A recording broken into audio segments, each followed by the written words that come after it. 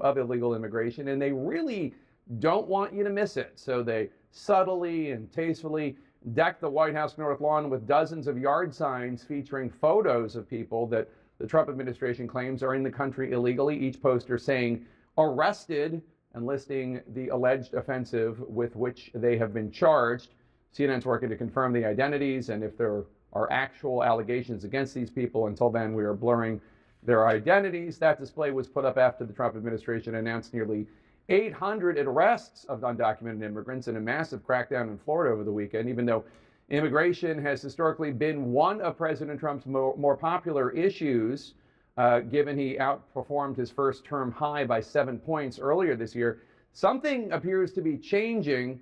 A brand new CNN poll released yesterday shows declining approval ratings for President Trump's handling of this issue of immigration. Overall, 45% approve now. That's down 6 points from March.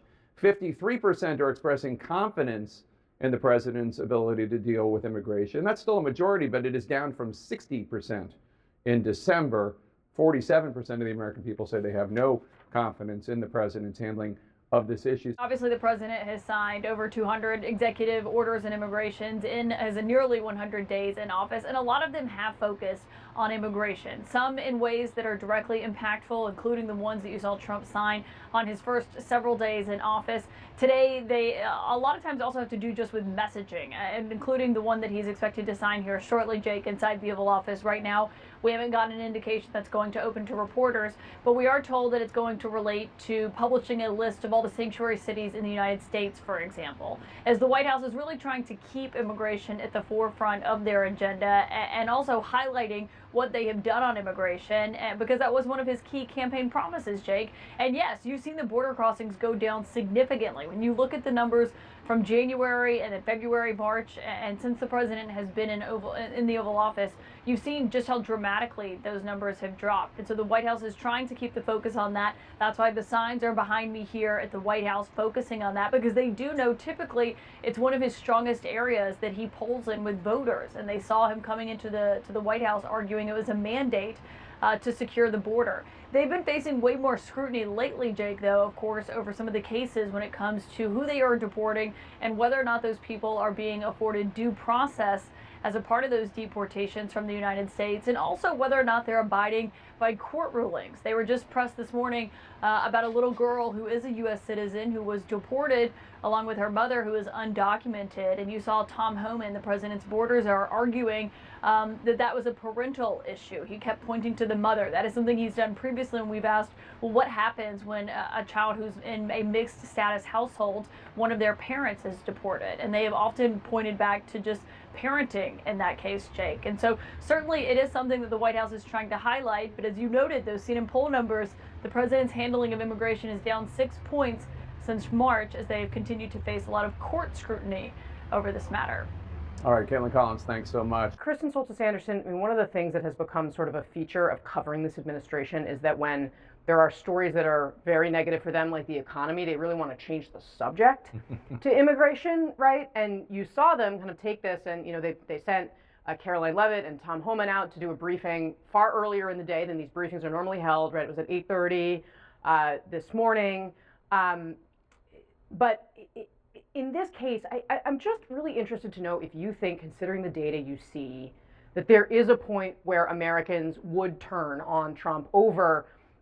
There have been other instances where people will say that for this administration, the cruelty is the point of it. There's been some of that around DOJ and the federal government. They want to do this.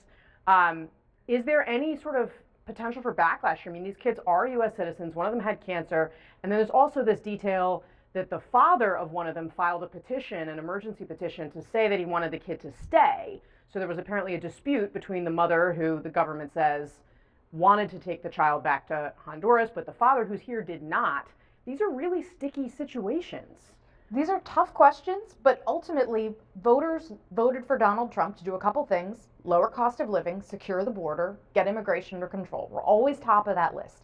And so he gets a very long leash from voters, especially from his own base, on this issue. And I think you've had a couple of instances where stories have popped up and they have been outrageous. The headlines really, grab your attention. And then slowly but surely other details come out that kind of paint a very slightly different picture. Oh, this person may have had this record, etc. In this case, it's horrifying to think of, what that 2-year-old or what that 4-year-old must be thinking. At the same time, Donald Trump's own base, I have not seen any sign of atrophy in terms of his voter support for him on this issue, because they believe our immigration system was so broken before that even if there are going to be these headlines, for them, just getting the system fixed and addressing illegal immigration is worth it. Should we be deporting these kids, Scott? Well, I think we should keep the families together. I think Homan is right about that. And I think he's also right that if they weren't, people would be howling about it. I don't think Republicans believe that we should let the perfect be the enemy of the good when it comes to controlling what was a massive crisis created by the last administration. There are always going to be individual stories, but the overall program is pretty clear. Deport people who came here illegally, especially violent criminals, get the border closed, which they have effectively done, and you deal with the individual situations along the way. And you have to keep one thing in mind. Whenever you make exceptions, whenever you say, well, in this case, we'll give you some dispensation, the message then to everyone else is clear. Just get here and maybe you'll find a way to stay. That's what everyone else has done. They're not communicating that. Are these people, though, I mean, the White House has also today put up pictures of people on the White House lawn with the crimes underneath them. I don't think there's any, the Christian State is very clear on that, right? Here's what it looks like, right? Americans overwhelmingly say they want these people removed from the country. But these are mothers. Now, to my knowledge, there are no details of criminal allegations, aside from, of course, coming to the country. But there were rules where you could come and claim asylum, right? They're showing up at their hearings. They haven't, disappeared into the country, and they have these little kids who are U.S. citizens. Yeah, I mean, the policy question is how many exceptions do you want to make? And the Trump administration and President Trump has always said, we're really not going to make any exceptions. And that's, as Krista just said, that's what the American people voted for. Exception after exception after exception got us into the mess in the first place.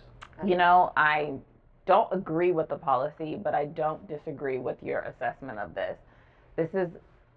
Elections have consequences. Now, when Donald Trump said that he was going to deport criminals and the violent folks, I don't think when a lot of Americans voted, they wanted the mom and the kid deported. But it is very clear now to the American people that there are no exceptions that this administration wants. They want all immigrants gone that have come here without papers. Now, this will come back in the midterms. This will come back in the next election.